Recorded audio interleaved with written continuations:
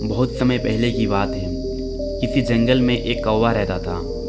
वह बहुत ही खुश था क्योंकि उसकी ज़्यादा इच्छाएं नहीं थी। वह अपनी ज़िंदगी से संतुष्ट था।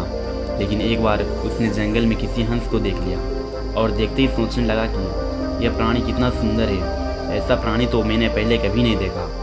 इतना साफ और सफ़ेद, यह तो इस जंगल में और वो सभी सफ़ेद और सुंदर है, इसीलिए यह तो बहुत खुश रहता होगा।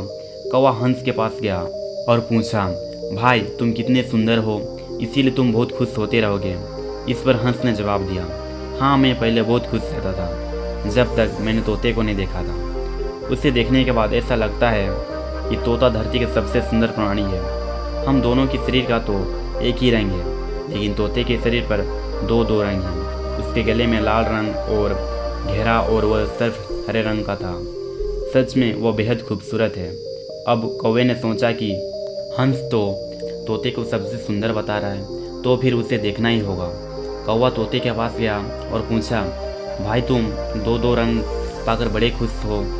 इस पर तोते ने कहा, हाँ मैं तब तक खुश था जब तक मैंने मोर को नहीं देखा था। मेरे पास तो दो ही रंग हैं, लेकिन मोर के शरीर पर तो कई रंग के हैं।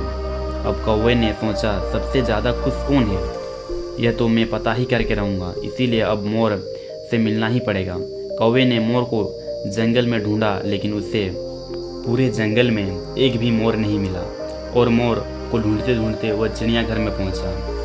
तभी उसे मोर को देखने बहुत सारे लोग आए रहते हैं और उसके आसपास अच्छी खासी भीड़ थी। सब लोग जाने के बाद कौवे ने मोर से पूछा, भाई तुम दुनिया के सबसे सुंदर जीव हो और कई लोग तुम्हारे साथ फ़ोटो भी खिंचवा रहे हैं। तुम्हें तो बहुत अच्छा लगता होगा और तुम तो दुनिया के सबसे खुश जीव होगे। इस पर मोर ने दुखी होते हुए कहा, भाई अगर सुंदर हूँ तो भी क्या फ़र्क पड़ता है, मुझे लोग इस चिड़ियाघर में कैद करके रखे रहते हैं, लेकिन तुम्हें तो कोई चिड़ियाघर में कैद करके नहीं रखता है और तुम जहाँ चाहो अपनी मर्जी से घूम फिर सकते हो। इसीलिए दुनिया के सबसे संतुष्ट और खुश जीव तो तुम्हें ही होना चाहिए, क्योंकि तुम आज़ाद रहते हो। कौवा हैरान रह गया क्योंकि उसके जीवन की अहमियत कोई दूसरा बता गया।